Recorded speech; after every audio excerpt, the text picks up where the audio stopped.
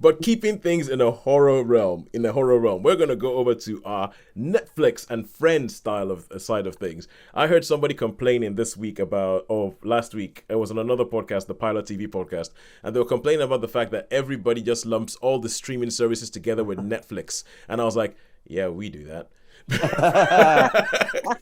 I was like, yeah, we do that. And I guess technically speaking, streaming versus cinema would be a more accurate title, but it doesn't roll off the tongue the way Netflix or cinema does. I don't think so. We're sticking with it, and we know it's inaccurate, but hey, such is life. And now we're going to Sharon. You went. This was not on Netflix, but was on Sky Cinema, and you saw Studio 666, which is the Foo Fighters horror movie. Yes, it's yeah, but it was obviously made before recent events where one of the recent members of the band has died. Yeah. So it was done before that.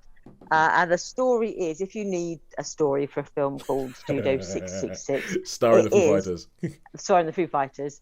There is at the beginning. It starts off in the 1980s, naturally, where a heavy metal rock band has hired this mansion to record their studio album, their next album, and then horrible things happen, and they all get brutally murdered by this strange madman.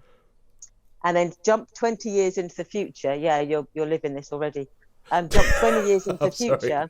Sorry, Sharon.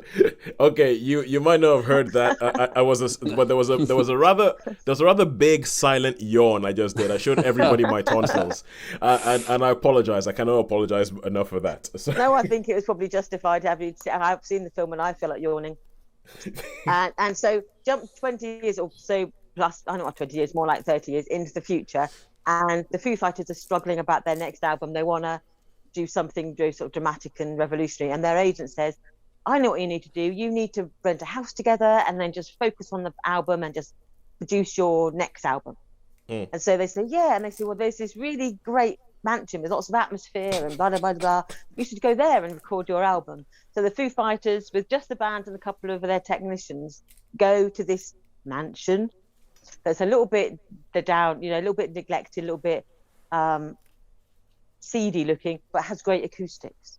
So they move in, the whole band, leave their wives and families behind, and just to record their album. And whilst exploring the house, Dave Grohl in the basement finds part of the recording from the band that were there in the 80s, all got horribly murdered, and he starts to play it, and then he basically gets demon possessed.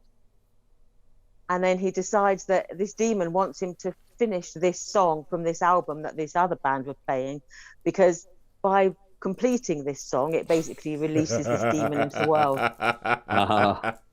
And then basically, as each sort of scene, the horrible deaths ensue, basically pointless, meaningless, gory decapitations and dismemberments, and as anything you can think of means of killing people, a la 1980s schlock horror films. That's what happens to various members of the Foo Fighters, as a demon-possessed Dave Grohl basically runs riot.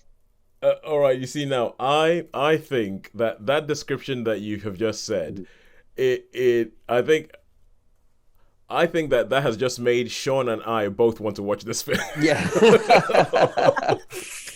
because when you said that, I was like, oh, I see where this is going. It reminds me of a film that Sean spoke about a couple of weeks ago, The Retaliators. It sounds like it is totally in that vein. And also, if you've ever seen Tenacious D, the video of the song Tribute, it sounds very tribute. It sounds very tribute because also because the devil in the tribute video was played by David Grohl, the lead singer of the Foo Fighters.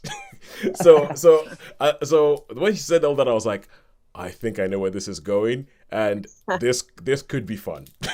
But carry on, Sharon. Yeah, it is. It's sheer lunacy. I don't think I need to say anymore. It's absolute sheer lunacy. You can see their love of the horror genre and the love of that certain type of horror film where, people do silly things and then they sort of die horribly. And I don't know the various members of the band well enough, whether they're sort of like play like a heightened version of themselves. But one of them is like really sleazy and he's all very, every phrase is like a sexual innuendo. Another one is like very sort of, he looks like a businessman just dropped into a band. So when you see him at night, he's wearing like proper ironed pajamas, and all the others are like in their boxes and stuff. And so there's these different strange things happening, and none of them can act, quite frankly. But it's because it is like this sort of daft homage. You can understand that's probably part of the point, is the fact that in these early films they couldn't act either. So part of me thinking, if I was looking at this as a serious piece of film, it was probably about a 2. Yeah. But because it's the Foo Fighters, that gives it sort of like an extra couple of, an extra point or 2, because it's the Foo Fighters running about being really silly, and Dave Grohl being demon possessed and like eating one of his band members. It's no spoiler, because it's like, he's going to eat one of his chums. So it's ridiculous, it's silly, it's bad. So I'm torn really how to rate it. I mean, part of me is thinking